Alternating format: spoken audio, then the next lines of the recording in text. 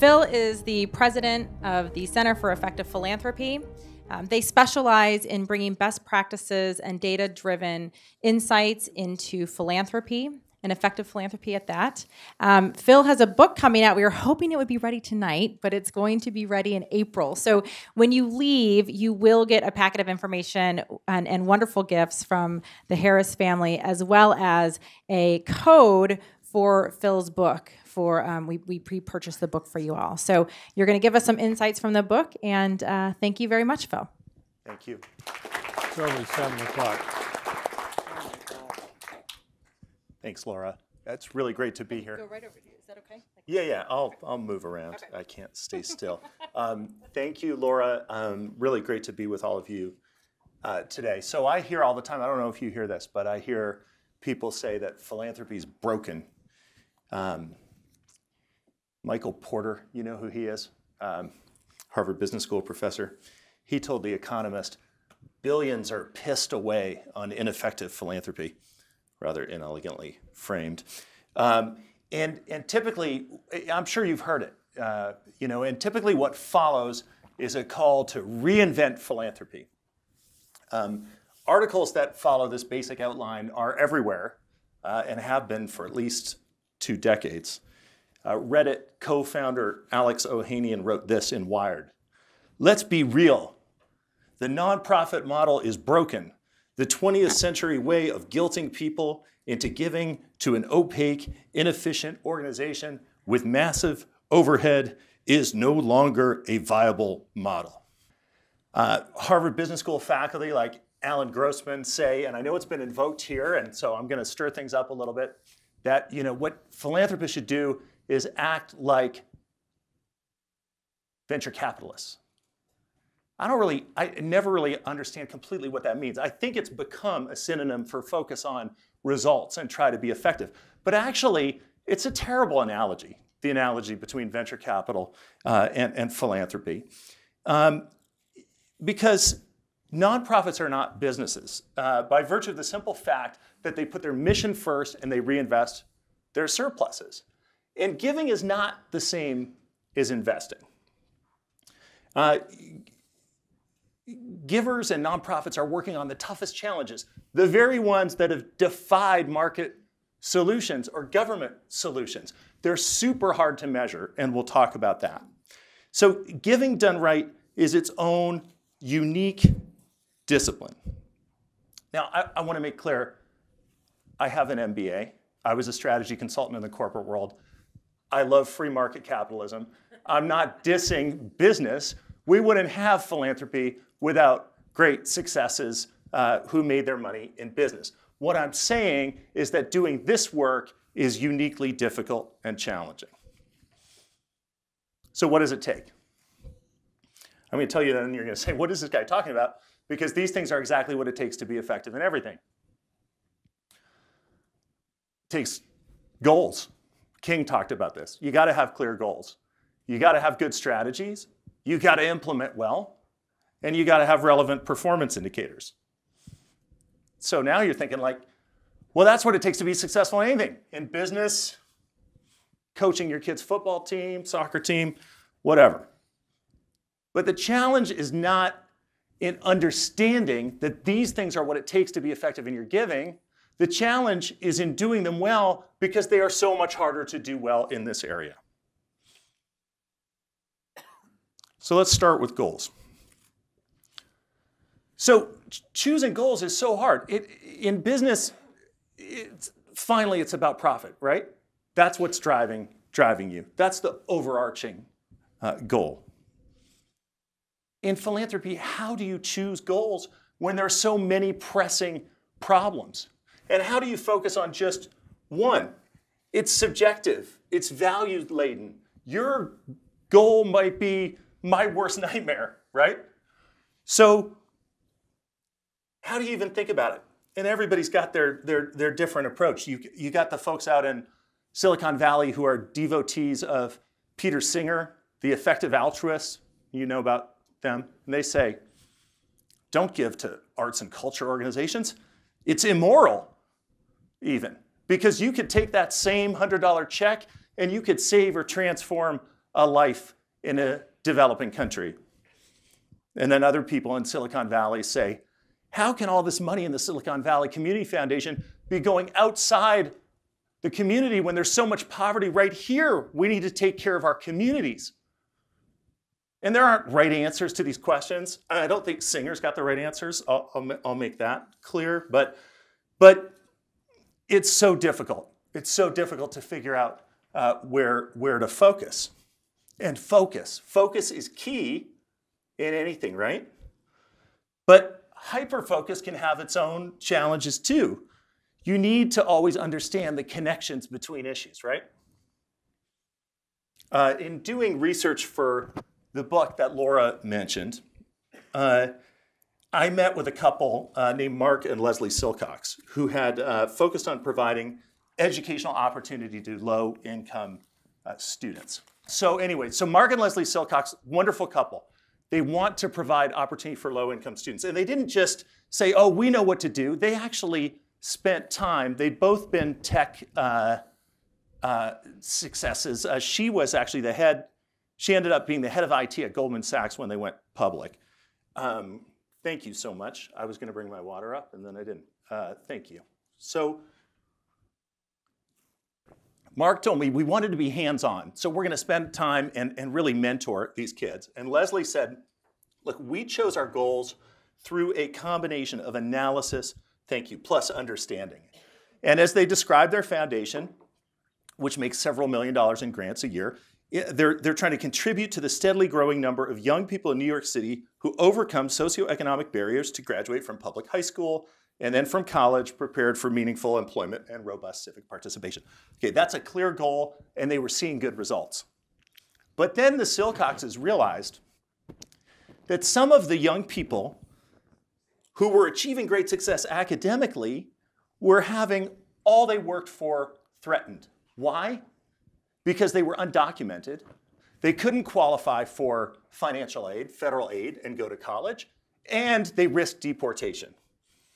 So they said, well, if we care about these young people and their success, which we said we did when we defined our really narrow goal, we got to do something about this. And they started supporting an organization in New York called Safe Passage Project, which provides pro bono legal counsel to undocumented minors. So focus is good, but you also have to understand the interrelatedness, and hyper-focus has its own drawbacks too. There are so many pressing challenges. At CEP, Center for Effective Philanthropy, we do a lot of work with big foundations. We asked foundation CEOs in 2016, mid-2016, what are the most pressing issues in our society? 65%, this probably won't surprise you, said wealth and inequality. 58% said climate change and the environment. 40% said education. It's tempting to want to do something about all of these and so much more. But you have to choose. You have to choose goals. Then what about the strategy? How are you going to get it done? And first, let me say, again, broken record, strategy plays out differently in philanthropy than it does in business. Now, when I was a strategy consultant in the corporate world, we were all about helping companies figure out their unique positioning, their unique value proposition.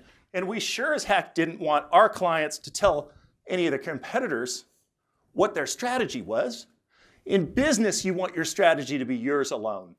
In giving, in philanthropy, if your strategy is yours alone, it will fail. You're doomed. It's got to be shared. It's not about competitive dynamics. It's about collaborative dynamics. So how do we define strategy in philanthropy? I'm just talking about a goal that's outside of, like, what does Aunt Mary think is important, or on this day or that day. A goal that's really about the external context, and that the strategy is about the logic of the connections between how you allocate resources and goal achievement. Strategy is about logic. But in our research, and this won't surprise you, I don't think, we see a disconnect between the rhetorical embrace of strategy. Everybody's got a strategy, let me tell you about my strategy, and then its actual use day to day. Because it takes so much discipline and focus to figure out did this work? Did this have the desired effect? You have to constantly iterate it. You have to access the available data about what works and what doesn't. And if there isn't available data, then you have to figure out how to do the work in a way that will allow you to get some feedback.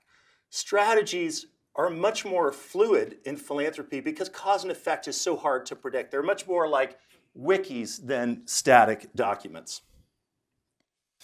But when done well, strategic giving can have all kinds of wonderful effects, and they're effects we take for granted every day in our lives. I'm talking about our 911 emergency response system, better treatment of diseases like diabetes, improved outcomes for foster kids, progress on childhood obesity, civil rights for LGBT people, civil rights for people of color. Philanthropy, strategic, smart philanthropy, has had a role in this and so much else that we take for granted every day in our lives. And in general, the strategies that led to these achievements were shared. They were not one actor getting it done on their own. What we see this burgeoning, it was talked about earlier, number of giving circles among individuals. Even the biggest foundations seem to be rediscovering what I think they once knew, that to do anything really significant on the most pressing problems, they have to pool their resources together. And those are just a few examples of some of the ways in which they're doing that. But a lot of it, of course, breaks down in implementation. Your strategy can sound great, but then the rubber meets the road. Let me tell you about an example involving Bill Gates and chickens.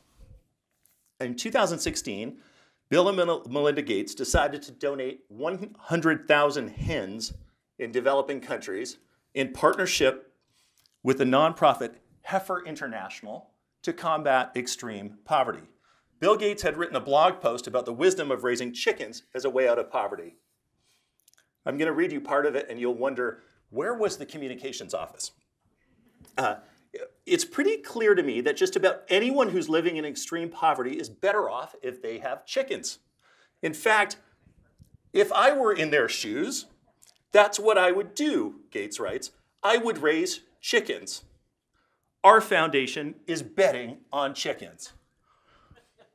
Now, while the wisdom of this effort may have been clear to Gates, it wasn't necessarily clear to everyone else. In fact, the Bolivian government rejected the help, calling it offensive. This is the blog post. This is a headline: "Cluck you, Bolivia rejects Bill Gates' donation of hens." He does not know Bolivia's reality to think we are living 500 years ago in the middle of the jungle, not knowing how to produce, said Cesar Cocarico, the country's Minister of Land and Rural Development. Respectfully, he should stop talking about Bolivia, and once he knows more, apologize to us.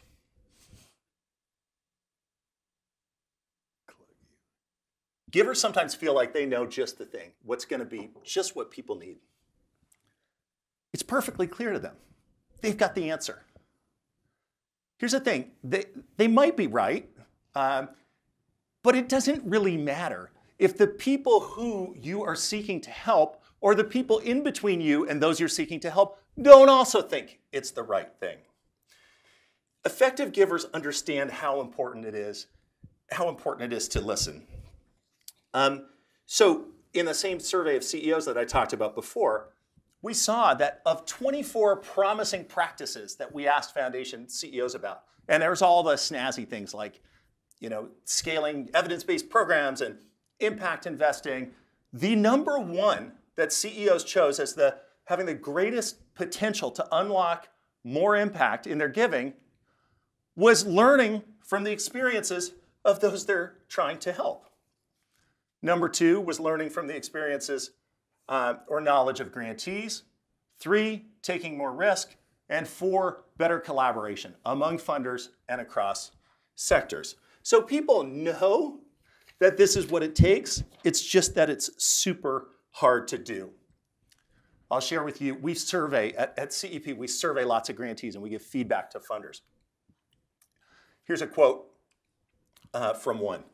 Some funders seem to come into the relationship thinking they know more than we do. Funders do probably spend more time reading academic literature, but they don't spend time with low-income people. Well, they have much to teach us. We also have much to teach them. The best funders realize that. Brian Stevenson of Equal Justice Initiative talks about getting proximate. And he says, we have too many people trying to problem solve from a distance. Let me tell you about one giver who wasn't content to stay at a distance. And it's a guy I met doing research for the book named Jason Hackman. And he comes from a small rural town called Winfield, Missouri. And he describes his childhood as ordinary.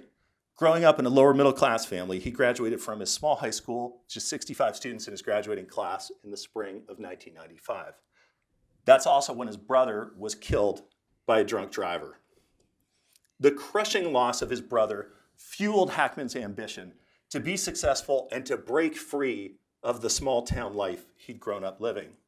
He did build a very successful career, founding a life insurance company in St. Louis that caters to wealthy clients. But after his first child was born, and we heard in the panel a little bit about how, these life experiences, they shape the choices that you make, and they did for him. And after his first child was born, he started thinking about what really mattered to him.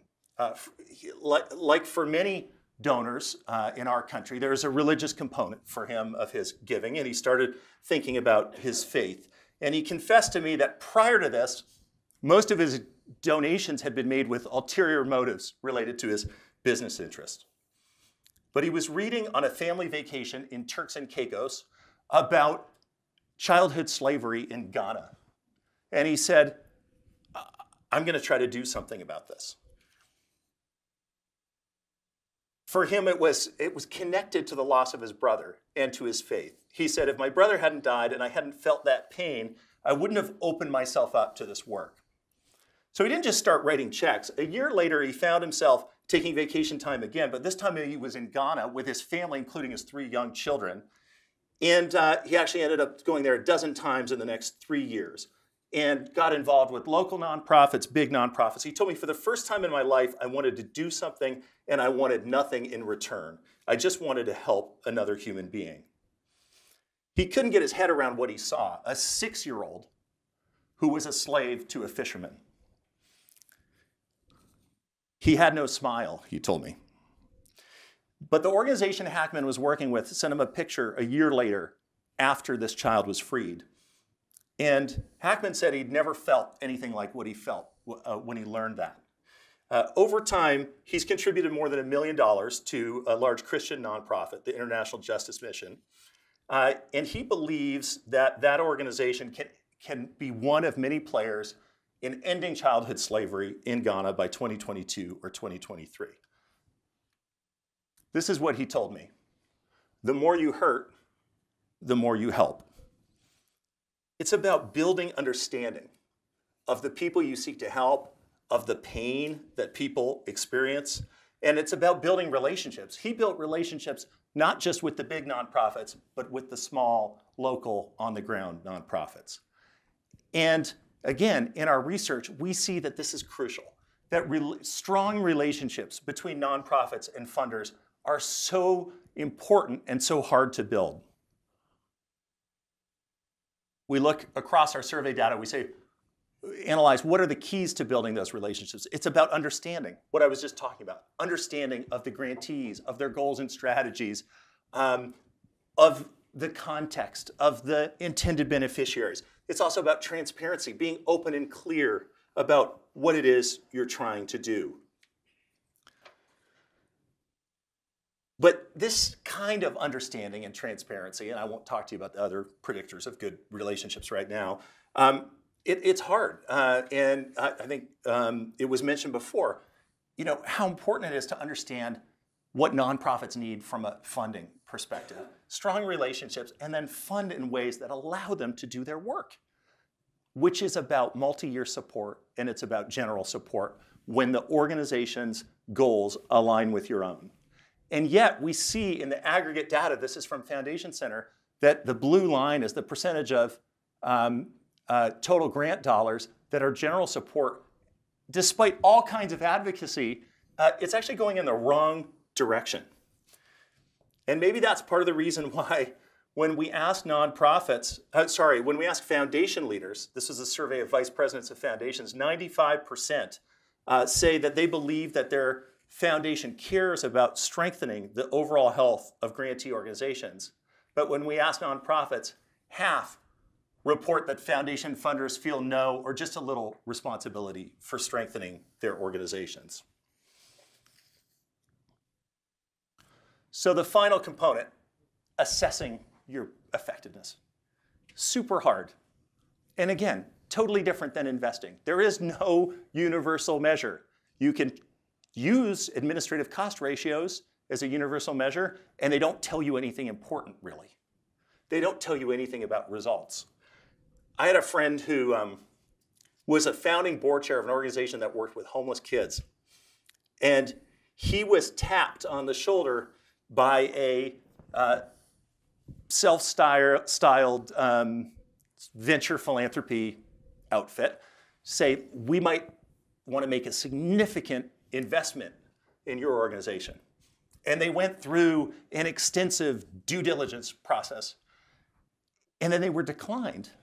And he asked why. And he was told, your cost per life touched ratio was too high. And he said, well, who did you compare us to? Did you compare us to other organizations working with homeless children? No. He said to the funder, I could give every kid in Boston a freaking lollipop, and the cost per life touched would be really low, but what kind of impact would there be? So measurement is so tricky. It's not easy to understand whether something is working. But we owe it to ourselves, if we're going to put tremendous amounts of resources into something, to do our best to do that, so we avoid these kind of well-worn examples of money being poured into programs that either don't work or have the opposite of the intended effect. So Scared Straight, which refers to a range of programs that connect young people to formerly incarcerated people, has been shown repeatedly not just not to work, but literally to have the opposite of the intended effect. I read a 2012 meta-evaluation of Scared Straight in which the evaluators' exasperation was just kind of screaming off the pages. They said, evidence indicates that there is a greater probability than not that it will be harmful. Would you permit a doctor to use a medical treatment on your child with a similar track record of results? When we do study something and when we do learn what works and what doesn't, we've got to share it with each other so we don't repeat each other's mistakes. But we're not doing so great on that either. 19% of foundation CEOs said they have quite a bit of understanding about what is working in the programmatic efforts of other foundations. And just 6% said they had quite a bit of understanding about what is not working in the programmatic efforts of other foundations. So we got to share what we know. And we've got to support nonprofits in assessing their performance. 3/4 of foundations that we surveyed said, yeah, we do that. We indicate supporting nonprofit. We do support nonprofit efforts to assess their performance. But 2/3 of nonprofits told us they don't receive any support from any of their funders for their assessment efforts. Final element of performance assessment, get some feedback. Get some feedback. This is a big part of what CEP does. And I know we're going to all have drinks afterwards, and I don't want to offend anyone, but I think you know this. If you're a major giver, people tell you what they think you want to hear. That's the reality of the dynamic between the funder and the funded.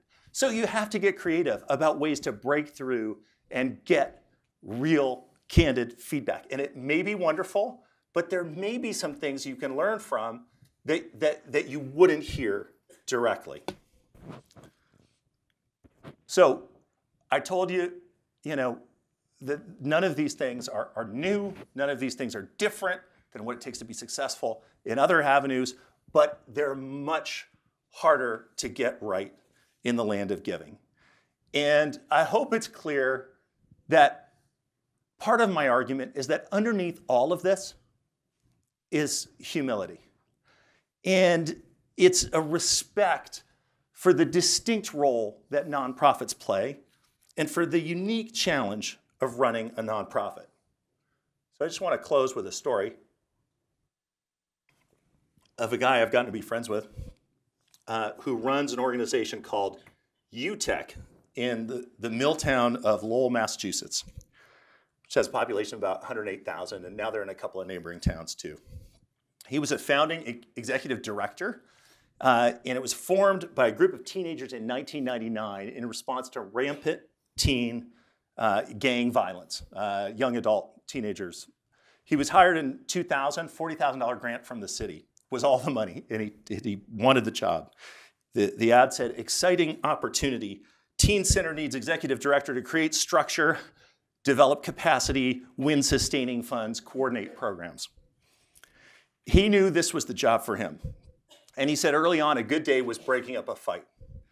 Today, UTech, which aims to nurture the ambition of proven risk youth to trade violence and poverty for social and economic success, is literally saving lives. It's been held up as a model by the previous Democratic governor of Massachusetts and the current Republican one. It has a staff of 45 and a budget of $6 million as it seeks to reach the members of the more than 40 active gang sets in the region.